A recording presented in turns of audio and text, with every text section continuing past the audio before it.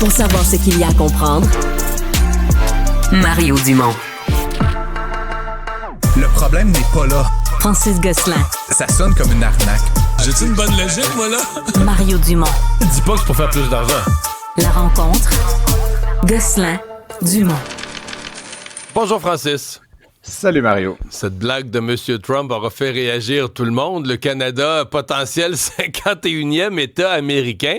Et tu t'es penché là-dessus du point de vue de l'économie?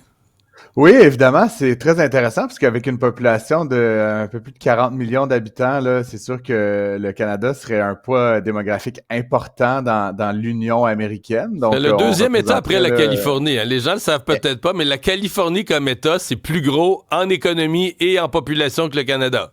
Exactement, mais la bonne nouvelle, Mario, c'est qu'au nombre là, des représentants à la Chambre, donc des représentants là, au Congrès, on aurait à peu près le même nombre de sièges que la Californie, donc 52 à 53 représentants, ce qui ferait passer la Chambre là, américaine à 487 représentants délégués environ.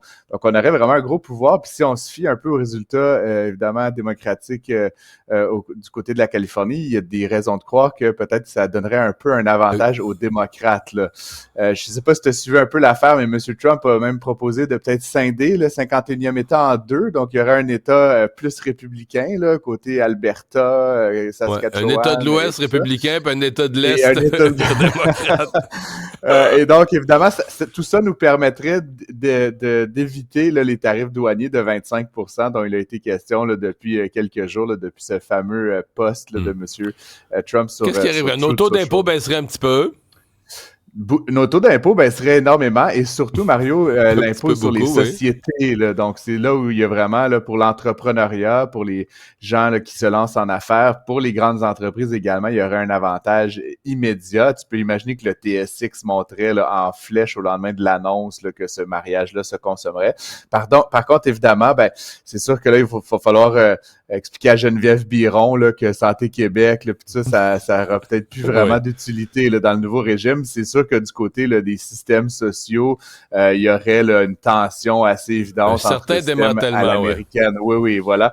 Et donc, c'est sûr que, tu sais, comme je le dis souvent, Mario, comme économiste, connaître le prix des choses et la valeur des choses, c'est pas toujours équivalent. Donc, c'est sûr qu'au Québec, oui, certainement, au Canada, on est beaucoup taxé, mais évidemment, on a aussi un filet social qui est beaucoup plus important. Et donc, c'est là où il y aurait certainement la plus grande tension économique, là, si jamais tout ça survenait. Évidemment, Mario, on tergiverse hein, l'idée là, étant ça vraiment de faire des blagues, là, mais c'est sûr que du point de vue économique, il y aurait des conséquences majeures. Si ça non, mais Thierry, les gens songent à ça quand même. Pour beaucoup de Canadiens, de Québécois, ça paraît pas. Je pense que les gens savent que ça arrivera pas, là, que c'est une joke de Trump, il n'y a pas de plan comme ça, mais ça titille quand même. C'est un sujet qu'intellectuellement, les gens aiment ça. Non, mais les gens aiment y penser. Non, la plupart des Canadiens là, ont voyagé, ils sont allés aux États-Unis, connaissent les États-Unis, ont déjà comparé, ils connaissent le pays. Là, c'est pas comme un pays là, à l'autre bout du monde que t'es jamais allé et t'as aucune idée comment il fonctionne. Donc non, ça provoque beaucoup de discussions. Il me semble que ça allait super bien chez Bombardier Produits récréatifs, chez BRP. Ouais, c'était l'impression que j'avais également. C'est sûr que la pandémie a été une période assez faste là, pour l'entreprise, Mario, avec le confinement, avec l'ennui, avec l'accumulation d'épargne chez les ménages. Donc, ça a été une belle période là, pour la vente de différents types de produits, notamment les motoneiges, les motomarines, mais aussi les bateaux et d'autres. Depuis 2 ans, là, 1 an et demi, là, ça va évidemment un peu moins bien, si bien qu'aujourd'hui, on apprenait que Bombardier met à pied quelques employés. Là. Je sais pas s'il faut dire que c'est des licenciements massifs. Mario, on parle d'environ une centaine de personnes sur les 20 000 là, que compte le groupe BRP. Ouais. Mais c'est quand même signe là, que les temps ont bien changé. L'entreprise s'est départie de certaines filiales, met des gens à pied dans ses bureaux. Et même le président là, annonce, là, M. Boisjoli, que l'année 2025 sera peut-être pas très, très rose.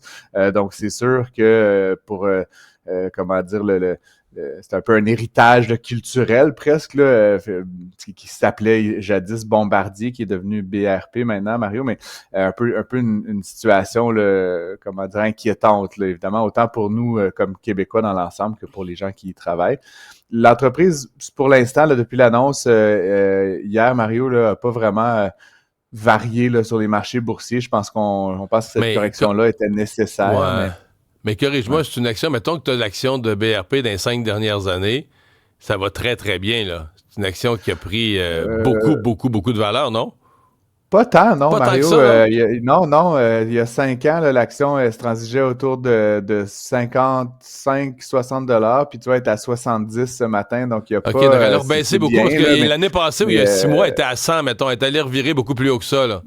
oui, mais je réitère, Mario, que ça a été une Ça a période retombé, oui, je extraordinaire, t'entends. la pandémie, là, pour eux. Ah ouais, c'est ça. Ça a été même à 120, je pense, de mémoire, là. Donc oui, ça avait plus que doublé, mais non, ça s'est restabilisé, Ça là. a Et donc, retombé ce un matin, peu, comme je te dis, elle était je autour comprends. de 70 $ l'action. Ça reste, encore une fois, une très belle entreprise, mais des temps un peu plus difficiles à l'horizon, là, pour BRP. Là, ils ont un nouveau produit, là, je divague complètement. Tu sais, le Sea-Doo, ils font maintenant un bateau Sea-Doo, une espèce qu'ils disent être à mi-chemin entre un ponton, un bateau sportif, un bateau de pêche.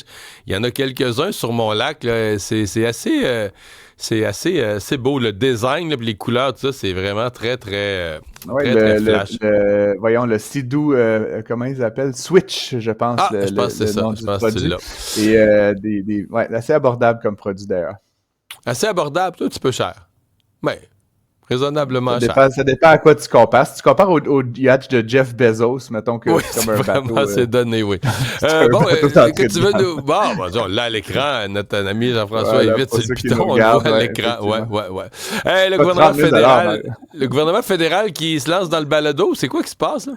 Ouais, ben plusieurs ministères, sociétés d'État là, ont embarqué dans la vague, Mario, qui a été évidemment lancée peut-être une dizaine d'années, à laquelle évidemment Cube est un des artisans, je pense, importants au Québec, au Canada. Mais ce dont je veux te parler, c'est Statistique Canada, Mario, qui j'ai comme une relation d'amour avec Statistique Canada. Je sais que pour les gens à la maison qui Oui, c'est de la nous écoutent, matière bon, première pour les économistes. pour moi, comme économiste, c'est fabuleux. Puis tu sais, je suis tellement content qu'au Canada, on ait ça. Et je trouve qu'il y a beaucoup d'autres pays qui n'ont pas la qualité de données puis la qualité de travail qui est faite. Par contre, là où peut-être Statistique Canada a un peu moins de talent, puis c'est là que je voulais te parler, ils ont lancé donc une série de balados. Je sais pas, tu sais, les gens qui nous écoutent, est-ce que ça vous parle, là, une balado Statistique Canada? Tu sais, je sais pas si vous frémissez là, dans votre voiture ce matin, mais mettons que spontanément, c'est pas très sexy. Et donc, ce qu'on a appris, c'est qu'en fait, tout ça, Mario, a coûté 1 million de dollars et a engendré ou a attiré 229 abonnés. Donc, Ouais, moi, quand je vois ça, fait 1 million cher. de dollars pour un balado qui a 229 abonnés, je me dis Pierre-Carl serait pas content. Non. Ben écoute, avant de t'en parler ce matin, Mario, je l'ai envoyé à notre directeur de la programmation, Dominique Plamondon, hier pour lui dire, tu sais, on devrait peut-être leur faire une offre de service dans les prochains jours. On pourrait leur faire un petit balado économique pour, je sais pas, 25 000 peut-être. Puis comme ça, ils en auraient pour leur argent, mais blague à part. Donc, un peu une catastrophe. Puis on voit qu'il y a d'autres ministères qui ont essayé aussi de se lancer là-dedans. On estime là, qu'il y a plusieurs millions de dollars qui auraient été un peu dilapidés à essayer de faire du contenu audio. Malheureusement, ça ne fonctionne pas toujours très facilement. Merci, Francis. À demain. Ça fait plaisir. À demain.